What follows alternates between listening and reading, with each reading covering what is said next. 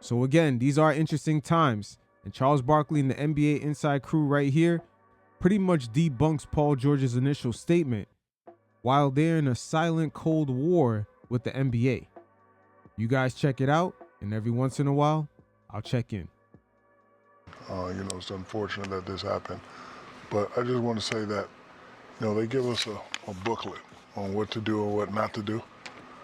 They give us a booklet. They also give you inside the booklet how long it takes to get rid of something. So, I don't want to elaborate what he was doing or what he was doing, but, stuff like this should not happen because they give you the booklet that said, don't take this, this, this, and this, the letter of the law. Do not take any of these things. And when you've been in the league this long, you know what it is. They test you 3 to 4 times a year.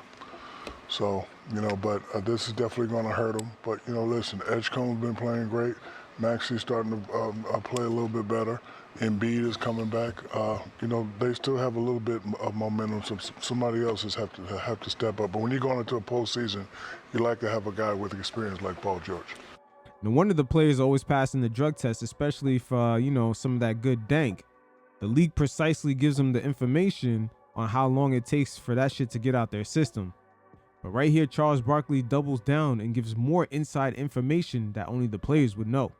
That doesn't make, listen, like I say, as my girl Judge Judy said, if it doesn't make sense to me, it don't make sense because I like Paul George. But if the NBA and, DeMar DeRozan, who we love, and Kevin Love, they've been the two most outspoken advocates for mental health. But if you're taking some for mental health, even if it's on a list, you should get a hall pass. So this does not sound. Is that the rule, though? No. No, I don't know the rule, but that just doesn't make sense. Like, there's never a good reason taking performance-enhancing drugs, Shaq.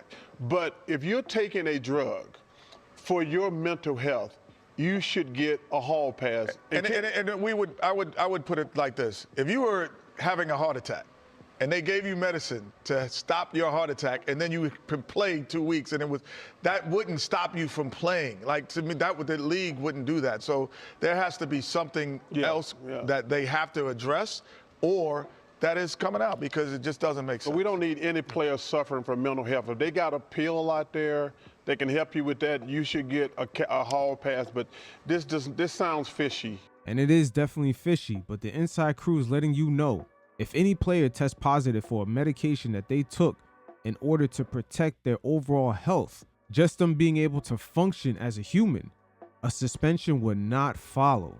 This overall situation is tricky for the media to even report. A lot of the major pundits around the NBA have remained quiet about the details of this situation or even reporting about it in their independent platforms. The many NBA shows on The Ringer, no one even spoke on it. Same thing for Brian Windhorst. Those are just some of the names, but you fellas can look it up yourselves. These guys have completely avoided going into further details about the situation. The NBA right now does have a former figurehead in LeBron James who's 41 years old and is still jumping out the gym. Maybe Podcast P need to holler at LeBron James for that stimulus package. But again, it's the smaller details.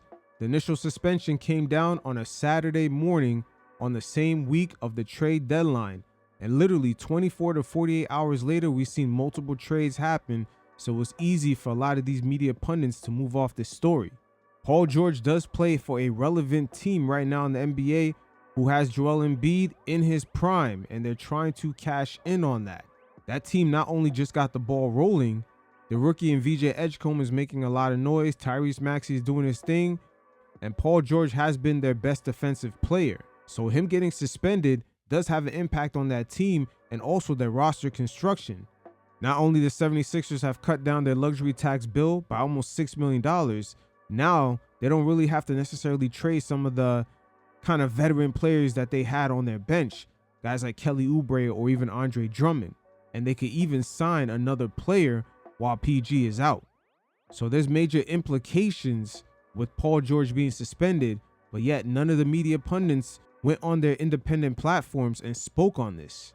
Not only this was done in unison, but the other side of the coin with Charles Barkley and the guys in the Inside Crew not necessarily happy about their lack of appearances, and other media pundits saying that the NBA is slowly silencing them. Now them dropping this inside information is sort of that same cold war that LeBron James is having with Jeannie Buss, but they're doing it through that podcast with Rich Paul And Jeannie Buss countered back by just devaluing LeBron in that article, talking about they thought about trading him to the Clippers. They didn't want to re-sign him to an extension. These are the Cold War games that are playing out. The current day media landscape is something that the NBA is new to right now, trying to gain control of some of the narratives. But it's like almost playing a game of whack-a-mole.